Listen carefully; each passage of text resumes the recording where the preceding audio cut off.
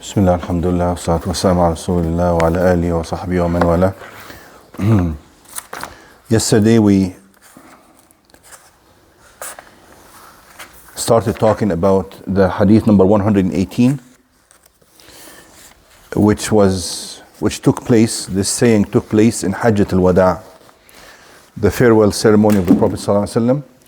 That is when this saying took place. It is narrated by Jarir ibn Abdullah. He said that the Messenger صلى الله عليه وسلم said to him, قال لي النبي صلى الله عليه وسلم في حجة الوداع استنصت الناس. Ask people to lower their voices or be quiet, so as they can listen and hear him.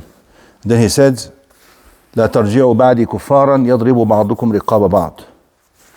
Do not turn after me into disbelievers, kuffar, striking each other's necks, which means that engaging in internal fighting with each other. And we discussed the meaning of kuffar here, because obviously Imam Muslim put multiple hadiths so far that we've been reading where the term kufr or kuffar or faqad kafar, these terms are not always used to mean the actual kufr, which is apostasy and leaving and departing from Islam. They can have other meanings, such as kufr al-ni'mah, meaning the denial of the blessing of Allah Azza wa Jal, because kufr comes from hiding or covering, neglecting. Kufr al-ihsan, also to deny the grace of Allah. Kufr al-haq, also to deny somebody's right as well. سباب المسلم فسوق وقتاله كفر. كفر الطاعة, it is a practical kind of kufr in actions rather than in belief. Or it could mean that it can lead to kufr. If somebody insists and continues to do it, the iman will diminish and this person may end up as a disbeliever. Or if he actually does this thinking that it is permissible while he knows that Allah has not made it permissible, he has committed istihlal, which is rendering what is haram into halal in his sense, of course, then that is also a kufr right away. So different kinds of kufr. We know that this hadith does not mean the actual kufr, which is apostasy, because the verses of the Quran are very clear on this matter.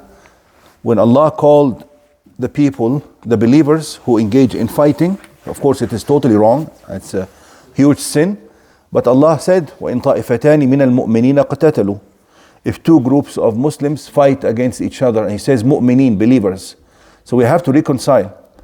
Deviation from the truth happens when somebody puts too much stress on one hadith or one text and neglects all the other texts that pertain to such a subject. We mentioned that some extremist sects in Islam, such as Al-Khawarij and Mu'tazila and Khawarij, both of them, they claim based on such a hadith that whoever commits a major sin, he is mukhallad fi nar. He is in the fire of hell forever with no chance of coming out. Khawarij said that he is a kafir and that is why he will be in the fire of hell forever based on such a hadith. They took it literally, with totally disregarding many other ayat and hadith. While the Mu'tazila said he is in the fire forever, in hellfire forever, but they don't call him a Muslim and they don't call him a kafir. They invented a different term. They said manzila bayn al-manzilatayn, something in between. But it doesn't matter what they call him. Eventually the outcome that they believe in is equal to that of the Khawarij, that he doesn't leave the fire of hell. This way they have to disregard verses like the one I just mentioned, وَإِن طَائِفَتَانِ مِنَ الْمُؤْمِنِينَ اقْتَتَلُوا فَأَصْلِحُوا بَيْنَ أَخَوَيْكُمْ. Reconcile between your brothers, which means he called them brothers in religion. They have to disregard verses such as إِنَّ اللَّهَ لَا يَغْفِرُ أَن يُشْرَكَ بِهِ وَيَغْفِرُ مَا دُونَ ذَلِكَ لِمَنْ يَشَاءُ. Allah does not forgive people who associate in worship with him other deities, but Allah may forgive anything else short of that. So that's another ayah. What can they do with an ayah like this? They will have to disregard all the hadith al-shafa'ah, and there are many of them. Hadith of the intercession, where And hadith al-khuruj min al-nar. Some people will come out of the fire of hell without even shafa'ah. What are they going to do with all these hadith? And what about the hadith of Ubadah ibn al-Samit that we read a few nights ago, in which they said, Bay'ana Rasulullah sallallahu alaihi wasallam ala la yasriqu wa la yaznu. They made a pledge to Prophet sallallahu alaihi wasallam not to commit adultery, not to steal. And then he says at the end of the hadith, Prophet ﷺ said to them, فَمَنْ فَعْلَ مِنْ ذَلِكَ شَيْئًا فَعُقِبَ فِي الدُّنْيا فَهُوَ كَفَّارَةٌ لَهُ. Whoever does or commits one of those major sins and he gets afflicted and punished in this dunya, whether by a punishment from Allah by qadar or by an actual punishment from the government and the ruler, فَهُوَ كَفَّارَةٌ لَهُ. It will wipe out that sin, the effect of that sin, which means he will not be held accountable in the akhirah anymore. ومن لم يعاقب في الدنيا فهو إلى الله إن شاء عذبه وإن شاء غفر له. But if he goes unpunished in this dunya, then his matter and affair is up to Allah. He may forgive or he may punish. So many hadith and ayat, they totally disregard these things and just focus on a hadith like the one we just read to you. Now, so this hadith, and also لا ترجعوا بعد كفارا, بعضهم, some of them لا ترجعوا بعد كفارا, some of them explained it as do not act like the kuffar. Do not act like the kuffar who engage in such actions. And this hadith also, because he mentioned it just before his death, he, as if he knew, or it was revealed to him that internal fighting was going to happen. He was talking to the Sahaba themselves, that internal fighting was going to happen between them specifically, because the same people, he said this to, the same people later on engaged in fighting amongst each other during the fitna of Uthman ibn Affan radiallahu anhu, and the fitna of Ali ibn Abi Talib, and so on. Now, in some narrations of this hadith, he says, وَيْحَكُمْ أَوْ قَالَ وَيْلَكُمْ. He says, وَيْحَكُمْ means woe to you. وَيْلَكُمْ means woe to you. Means, وَيْلَكُمْ, it's a warning of something harmful that would happen to the person and he would be deserving it. وَيْحَكُمْ, it is a warning from something harmful that may befall the person, but he doesn't deserve it and you feel pity for them. وَيْح with the ha is different from وَيْل, okay? So وَيْلَكُمْ, and really when fighting happens, both of them would apply. Some people will be wrong and they deserve وَيْلَكُمْ. And some people will be just caught in fighting, and see even some people who are not even fighting, like women and children, may be affected, and a person would feel pity towards them. وَيْحَكُمْ. Now, so these are hadith number, we said 118, 119, 120.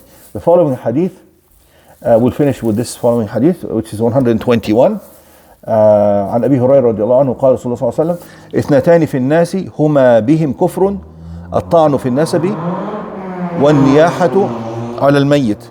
And as I mentioned, Imam Muslim at the beginning of the chapter, he mentioned all the ahadith that indicate من قال لا إله إلا الله دخل الجنة, right? Also he's laying the foundation that the Iman and belief will guarantee admission into Jannah, regardless of what happens before that. If the person is deserving of a punishment, then he will still he may get punished and still enter Jannah. And then he brought the ahadith that may indicate that sins can be called kufr, so that you know the basis that such ahadith do not really mean the actual kufr. You follow? So he gave us the foundation on how to understand these ahadith. Then he went into these ahadith. I don't want to call them problematic. They're not problematic. It is problematic to the people who misunderstand them.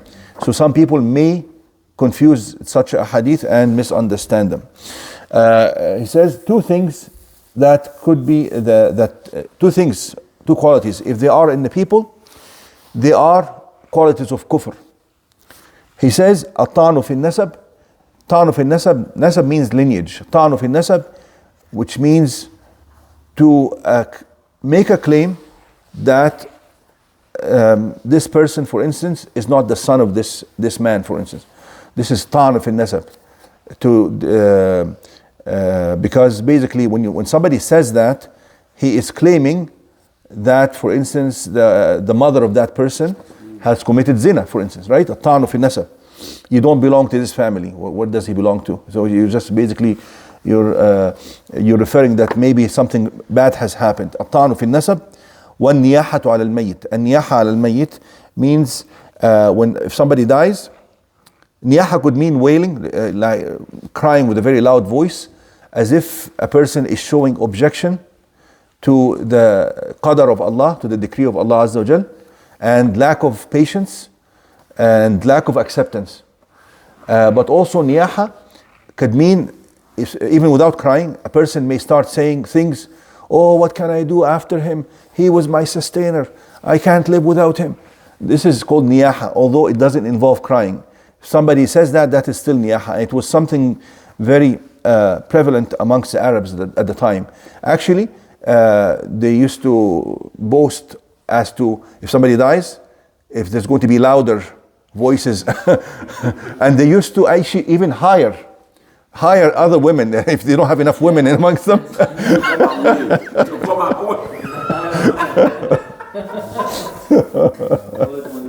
They used to do that now. So Prophet ﷺ says that such actions, he called them kufr, and they are major sins. They don't take somebody out of Islam, but they are major sins that are on the verge between a major sin and the actual kufr, but they don't mount to the actual total kufr, which means apostasy. Now, there's some other hadith that have the same meaning that are not mentioned here, such as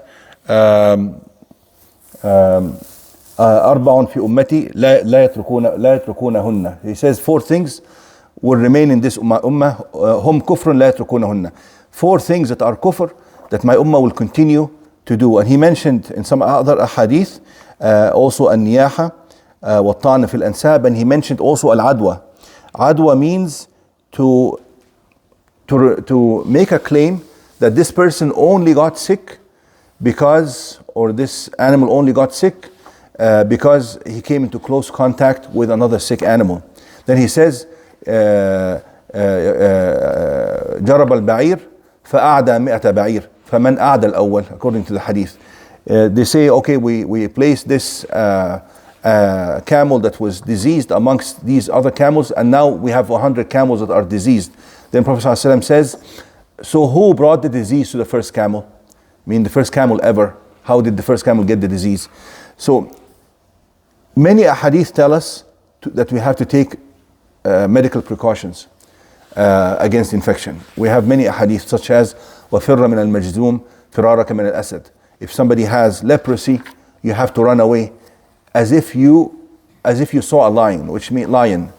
So we have many ahadith that indicate لا يُرِدَنَّ مُمْرِضٌ عَلَى مُصِحٍ. A sick person should not come into close contact with a healthy person. We have these ahadith. But what Prophet ﷺ is warning us against is to have the belief that these things happen without the intervention of Allah. If we rely on asbab, on the physical means, and think that they act automatically without Allah's will, that is what is forbidden. That is what he described as kufr, because it gives too much emphasis on physical matters that have no power in themselves unless Allah gives them the power to do so. How many people we saw who were very close contact with people with COVID and they never got sick, and somebody who was very cautious and he got sick, we don't even know how he got sick. So Islam teaches us to take all our physical precautions and medical precautions. Also when he says إذا وقع الطاعون ببلدة فمن كان فيها فلا يخرج منها ومن كان خارجها فلا يدخلنها, which means that if an epidemic starts in a village or a country, whoever is inside should never leave. So this is actually this is a medical miracle that the Messenger ﷺ is talking about this. And quarantine, these are the basis of quarantine that was discovered later, because at this time they never knew about germs or anything like this. They never even knew that there was something called bacteria or viruses ever existed. But still, he gave all these precautions. But at the same time, the belief shouldn't change that it is Allah who is the doer of everything, and He is the protector. If He wills wishes to protect somebody who came all the way under severe, extreme possible harm, and he could save him, he could save him. Just like we talked today about many people who were saved from the earthquake, although they were more entitled, more likely to die, just looking at their age or their health, initial health or something, while people who are healthier could have died. You follow? So what I'm trying to say here is that when he says also al-adwa, that we shouldn't say, and that's why he says la adwa wa la tira. You shouldn't make the claim that these things have intrinsic qualities to produce their effect. And that's not only for germs or anything, for anything. Every sabab and everything that we do, we have to always have the belief that this only works because Allah made it work for us. You ride your car, Subhanalladhi sakhara lana hada. وَمَا كُنَّ لَهُ مُقْرِنِينَ. And it wasn't, I had no capability of making this dabba or this ride work the way it is working. Whether it's an animal or a mechanical vehicle.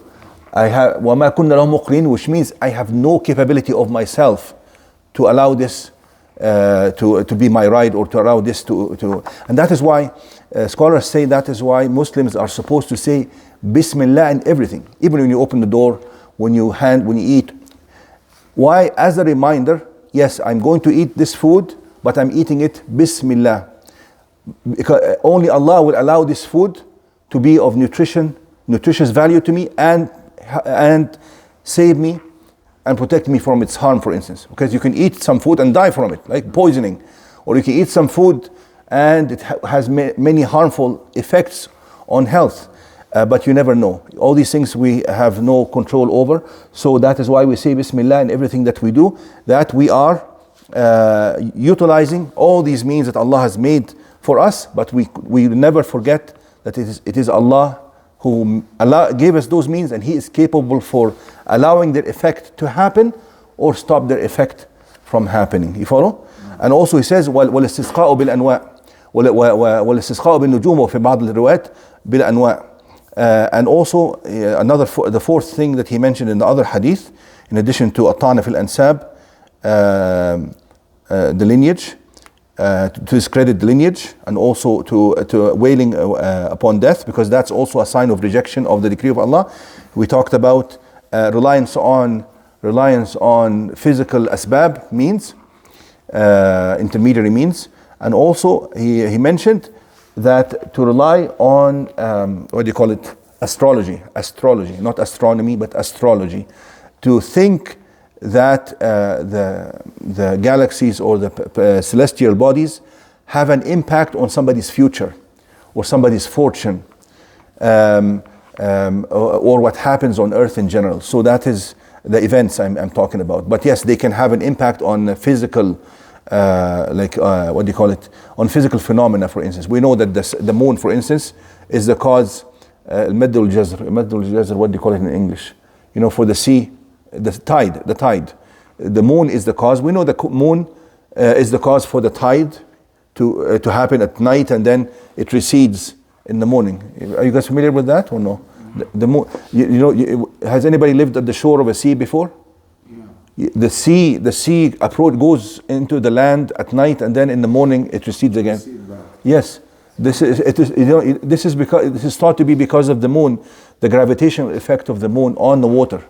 So it can have these effects. This is why when there's an eclipse, lunar or solar eclipse, we are supposed to rush and do salah and do zikr, because it is like a warning.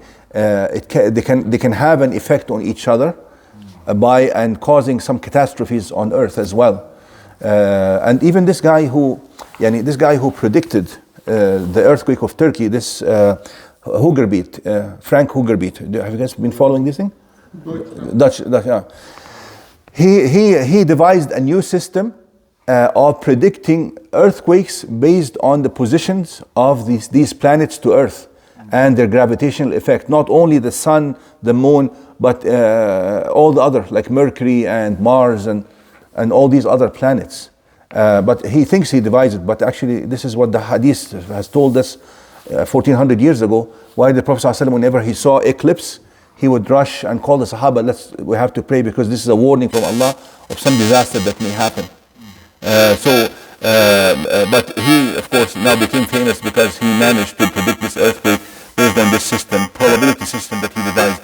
It could be accurate, could not be accurate, but to believe that those planets can actually decide who's going to be fortunate in his life, who's going to get married, who's going to be successful, who's going to be wealthy, or who's going to be sick, then it has no effect whatsoever. This is what is prohibited and is a form of kufr as well. Wrong prediction. No, exactly. He made other wrong predictions. Yeah. Exactly. This is hadith, I'm not sure the authenticity of this hadith. صدق الكذب المنجمون وإن صدقوا. I don't know if this is correct, authentic or not. Which means the astrologists have lied even if they've said the truth. Which means it's because they've guessed it, right? Okay, inshallah, stop here. No.